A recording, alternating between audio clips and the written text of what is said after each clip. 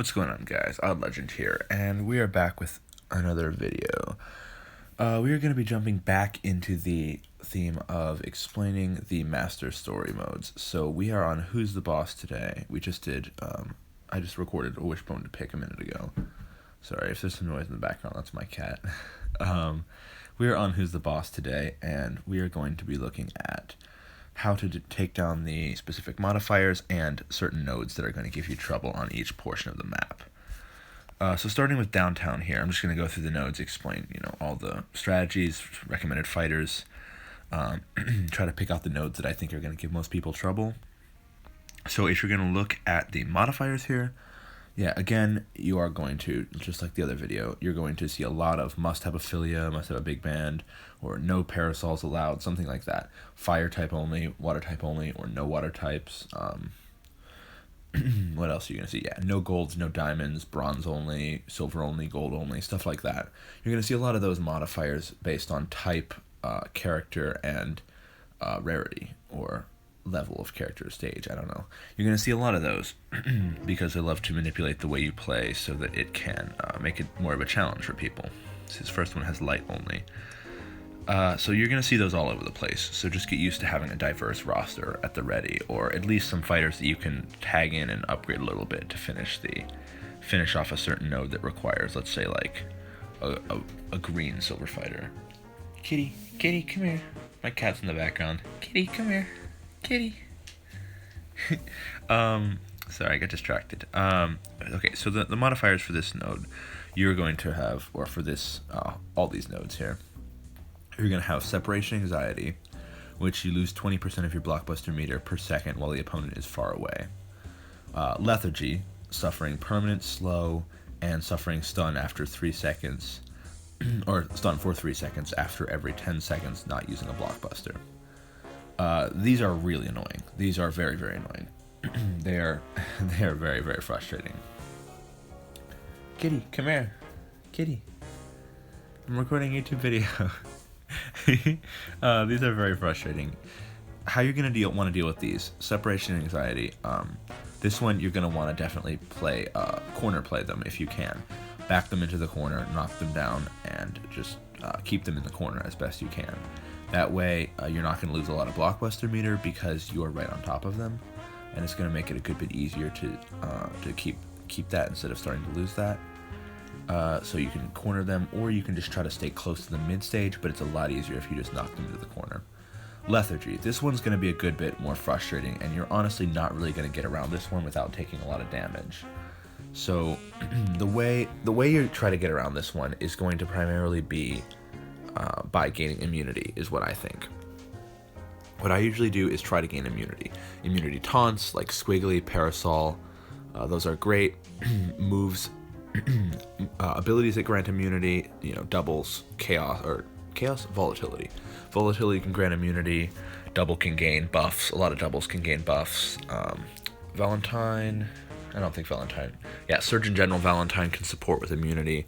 There are lots of different fighters that can gain immunity or grant immunity, and that is a great way to get around this lethargy.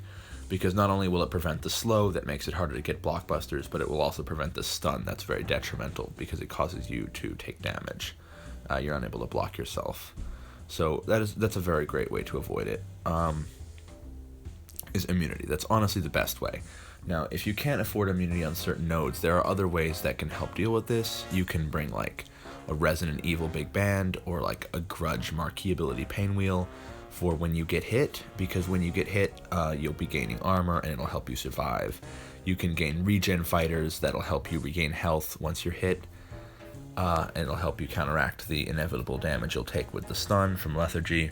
You can bring Trauma Center Valentines that will help protect you from the back end of your team, and that will really help counteract the damage you'll take and hopefully protect you from dying with the final stand they grant. Or you can bring something like a Necro Breaker if you're one of the people who have her. She's pretty safe because you can always regain health with her.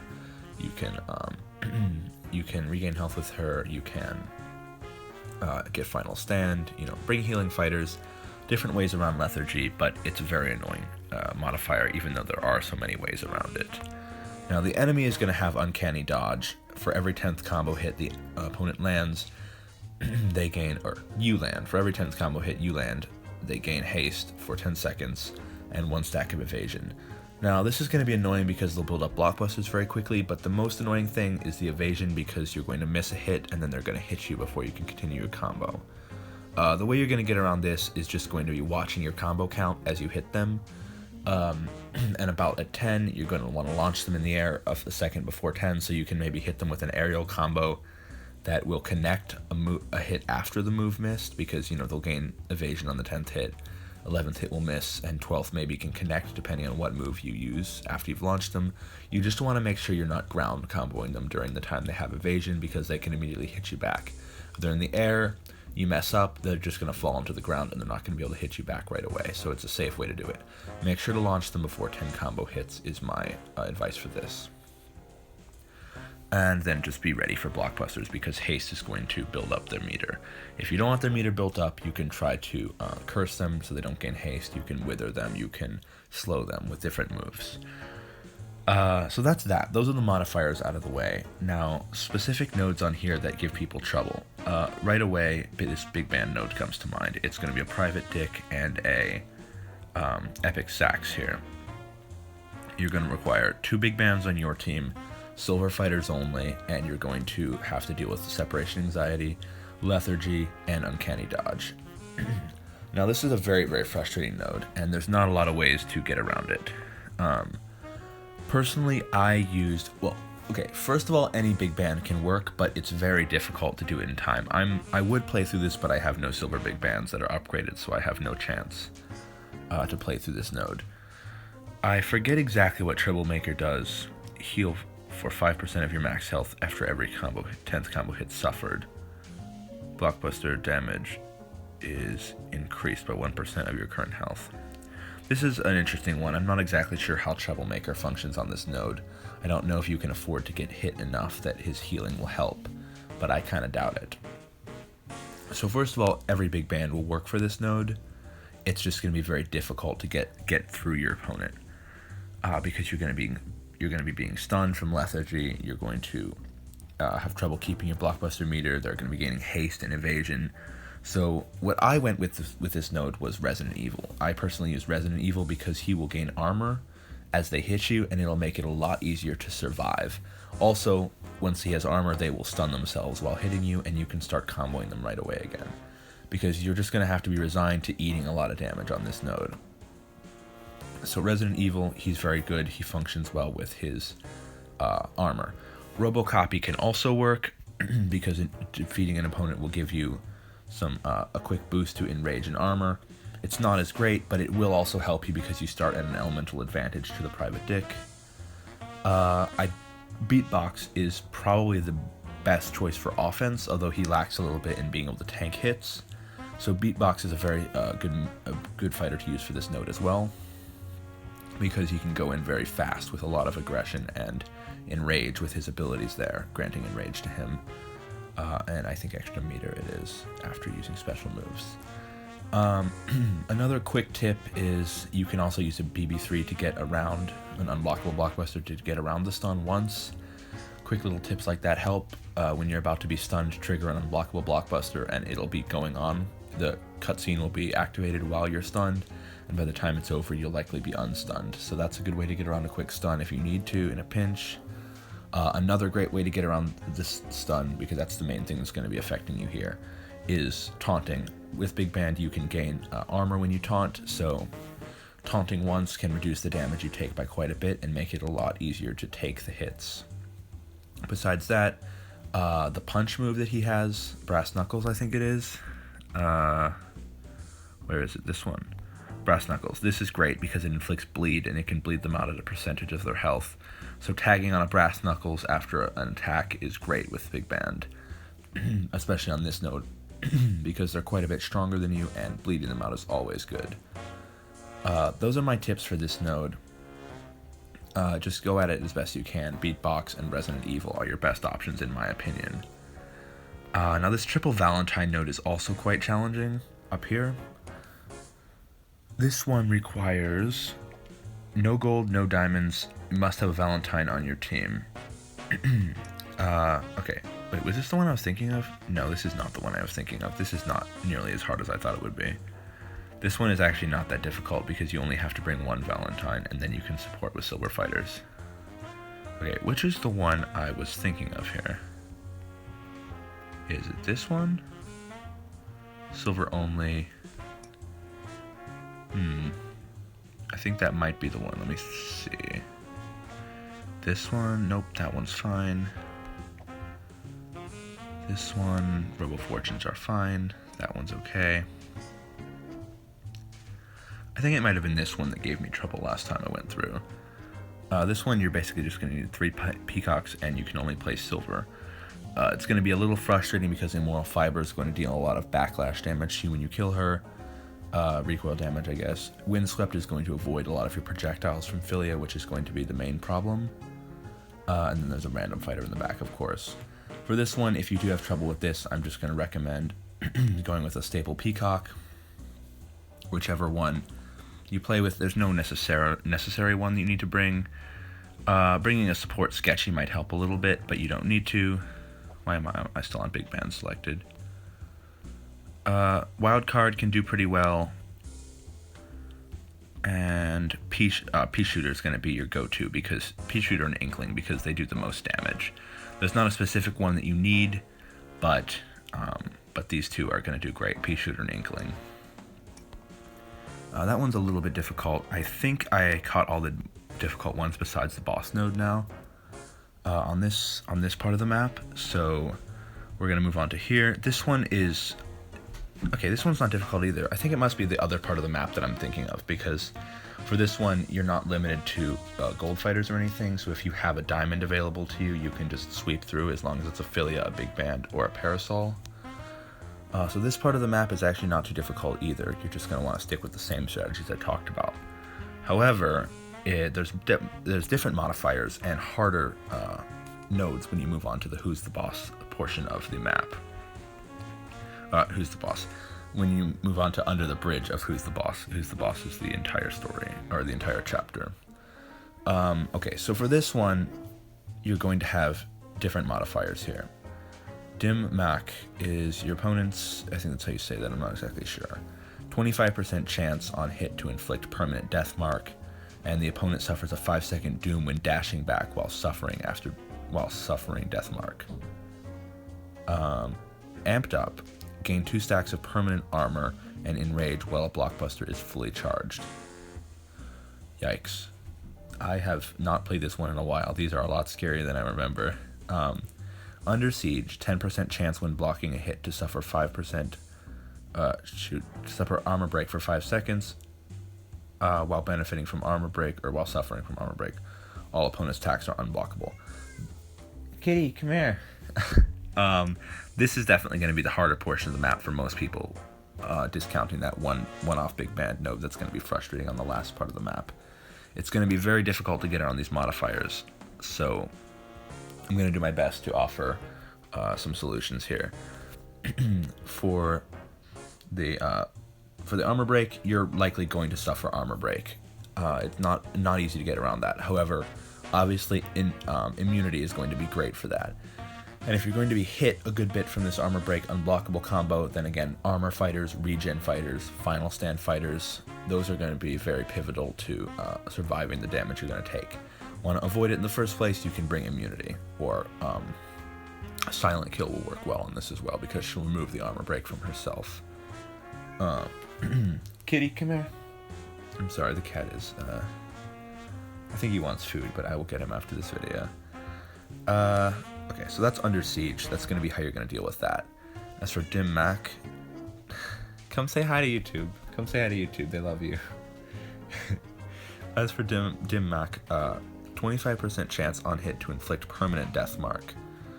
And the opponent suffers a 5-second doom when dashing back while suffering death mark, or you suffer it.